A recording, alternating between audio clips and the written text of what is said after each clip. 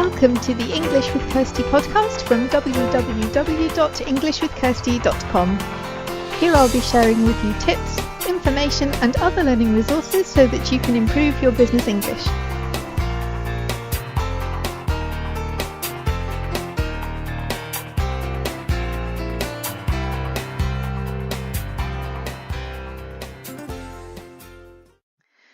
Hi everyone and welcome to English with Kirsty, and today's topic is filler words. So these words that we add to our sentences to make us sound a bit more natural, to help us fill the space when we're trying to speak but we're just thinking about what we want to say. A lot of people say things like or like or so or you know or all these things. I say so too often when I'm presenting, or right, but a lot of the time we do it without thinking, and it makes our speech sound more natural because we're not reading from a script. If we're just speaking naturally, we're talking. Sometimes we don't even know what we're going to say at the end of a sentence. We're just thinking and speaking at the same time very quickly, and sometimes we just need these filler words to give us a bit of time to think. There is a problem, however, when these become distracting. So if you've got too many of them in a sentence, you're counting the and you're not paying attention to what the person is saying. And I think it's particularly something you have to be aware of if you're presenting to other people. In speech, you can get away with it a bit more, but when you are speaking in front of an audience, or if you are giving information in a meeting or on a telephone conference, then it's really important to think about your delivery, both in terms of what you're saying, because you need to give people good information, but also how you're delivering it. And the reason that this came up was because I was watching a YouTube video of somebody talking about something. What she was saying was fine, the information was good, but she used like so many times. I counted 17 before I had to stop watching the video because it was too distracting for me, because every couple of words she said like.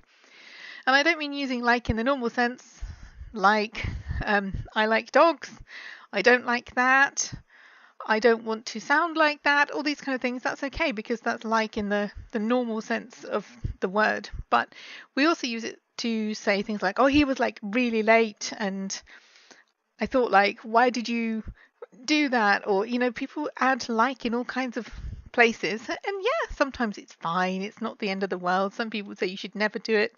And I'm not going to say that because it's just part of speech. But if it becomes too much, like I was like really surprised and like, and it just gets too much. It's too distracting. So you probably don't notice that you're doing this. If you're someone who does this, like might not be your word. You might have a different word. It might be all the time, or it might be all the time. Some people say so many times. It can also drive you crazy. It's different for different people, and I think it's like, I don't know, adding salt to a dish. A bit is okay, but if you put loads and loads in, then it's horrible, unless you're somebody who likes that, which I can't relate to because I think it's horrible. But anyway, a bit of something is fine, but when it gets too much, it's annoying and distracting. So A, you don't want to annoy your readers, but B, you don't want to distract them, so they're more focused on counting your knows or likes than they are on what you're actually saying, because that's not the reason why you're talking to them. So why do we use filler words? There can be different reasons. As I mentioned before, it can be to give yourself a bit of time to think about exactly what you want to say. Like if somebody asks you a difficult question, you may want to pause, and if you pause, they might think you didn't understand or start talking again. So you don't want them to speak, you want to be speaking, but you haven't got your answer yet. So sometimes it's helpful to do that because you make them wait for you to finish, and they know that you are thinking and that you have understood the question, you just want a bit more time. We can use to soften something. So if somebody says to me, do you want to come for dinner tomorrow? And I just say, no. No, I don't. Or no, I can't. That sounds very abrupt. It's like, oh, well, you didn't even want to come. You just said, no, you can't. Like, you don't care about coming to dinner. But if you say, oh, no, sorry, I can't. I've got something else on. It's just a little bit more, it's a bit softer, and it breaks it a bit. It's not such bad news, not so harsh.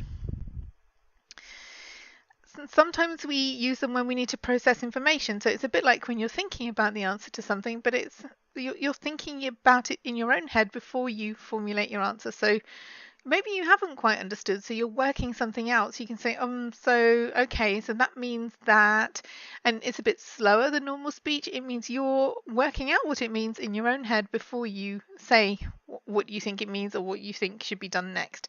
So again, it's buying time for you while you work out what this means for you, or what this means for your project, or what your response is going to be. And sometimes people do it to fit in, to sound like the people around them, and that is when I would advise to be a bit more cautious, because again, it can get too much. And then if you start doing it somewhere else, it's one thing to do it with your friends, but then if you do it at work, then it's very hard to keep that going if that's not how you usually speak. And also you might get known for it, and maybe that's not what you want to be known for. So I'm not saying it's a bad thing. It's a totally normal thing to do in speech. The person that I think the person that I was listening to that was doing a lot was just really nervous. I think that was the problem. I don't know how long she's been creating YouTube videos. I don't want to judge that, but maybe she finds it stressful or nervous, and that can be another reason, because you're not so sure about what you want to say. And I don't want to pick on this person, which is why I haven't linked her or anything, because she was just, doing her best.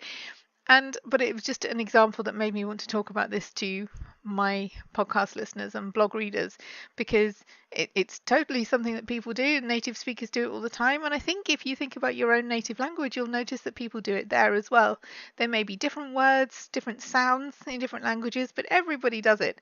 It's just something to watch out for if you're doing any kind of public speaking, that you don't do it too much. And I include myself in that as well, because I know I do it sometimes on the podcast, and it's something that I'm very aware of, because I don't want to do it all the time, and I don't want it to be distracting for you.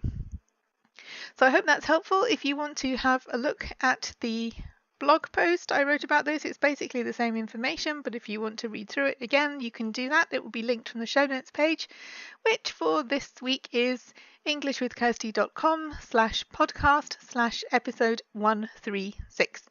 And you can also message me on there. There's a contact form, or you can send an email to podcast@englishwithkirsty.com. And Kirsty is Kirsty. So have a good week and have fun learning English.